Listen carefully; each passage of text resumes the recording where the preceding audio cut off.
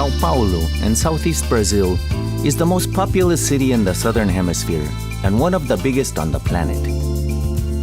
This once modest missionary outpost has grown out to become the country's economical and cultural powerhouse. Welcome to the fascinating city of Sao Paulo.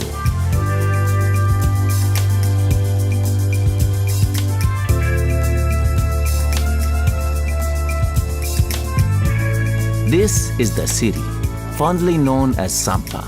These are the locals, who call themselves Paulistanos.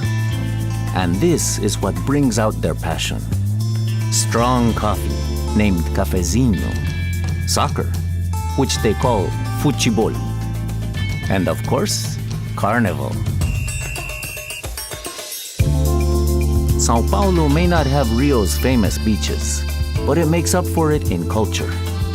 In this energetic and creative city, you can enjoy the cool escape of nearly 100 museums and taste flavors from all over the world in some 20,000 cafes and restaurants. Because Sao Paulo is so incomprehensibly big, it helps to start at the very beginning of its history. The botanical gardens in Parque do Estado near the airport preserve some of the Atlantic rainforest that covered much of the Brazilian coast. The landscape was transformed when the Portuguese arrived on a mission to convert the native Amerindians to the Catholic faith. Stand on the very spot where the city was founded by Portuguese Jesuits in 1554 at the Pátio do Colégio in the old city center. The location of their main church, the Praça da Sé, now houses the neo-Gothic Metropolitan Cathedral with its Renaissance dome, which was modeled on that of the Cathedral of Florence in Italy. In the 17th century, Sao Paulo grew exponentially when a gold rush attracted miners to the region. Next came African slaves, who were imported to work in the sugarcane and coffee plantations. The 19th century brought more Europeans, and the Japanese followed in the 20th century. The resulting melting pot of cultures is the pulsing engine that now drives Brazil's economy. The city's oldest district, Centro, has been home to Latin America's largest stock exchange since 1890. While just across the street is the richly decorated lobby of the former State Bank's headquarters, the Altino Arantes building.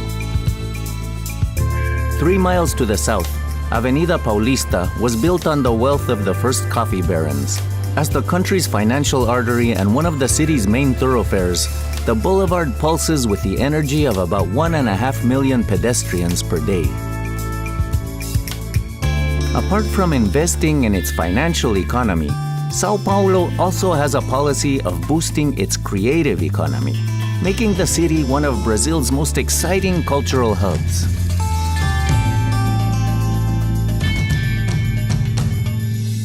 The Avenida Paulista is home to the gravity-defying Sao Paulo Museum of Art.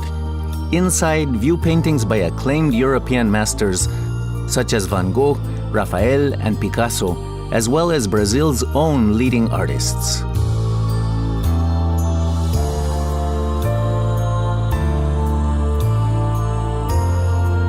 This remarkable museum belongs to the people, and it was the wish of the architect that her modernist design would return the same amount of public space that it borrowed, leaving the square underneath open for public enjoyment.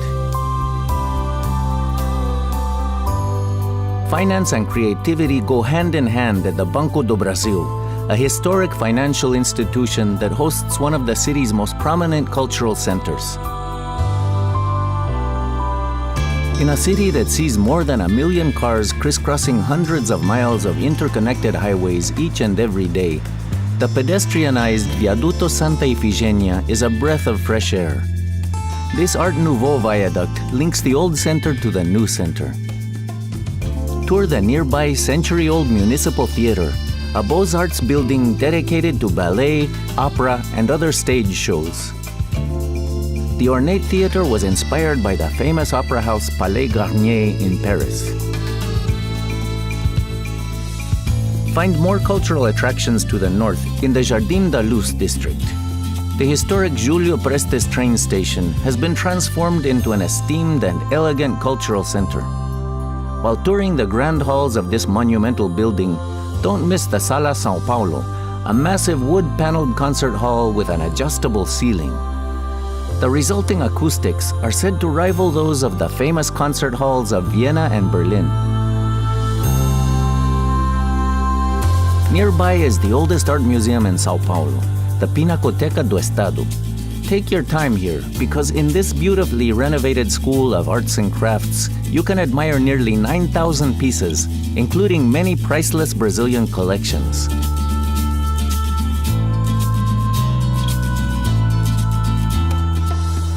There is no better place to experience Brazil's culinary culture than the nearby Mercado Municipal, with its delicious displays of homegrown fruits, cheeses, meats, and other local specialties.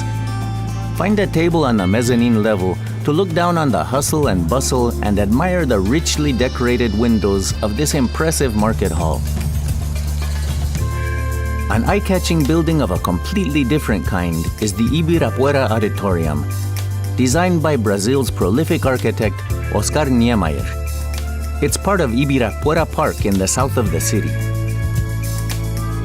While in the park, visit the Museum of Modern Art and the Afro Brazil Museum, or simply join the locals in the city's favorite playground.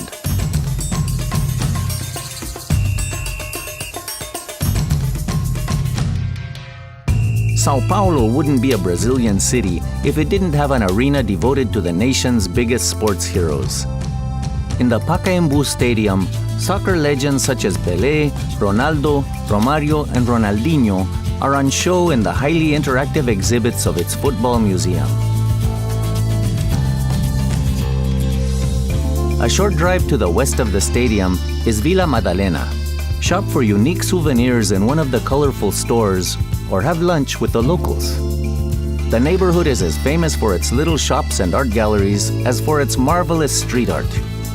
Some of these artists have since made a name for themselves on a world stage.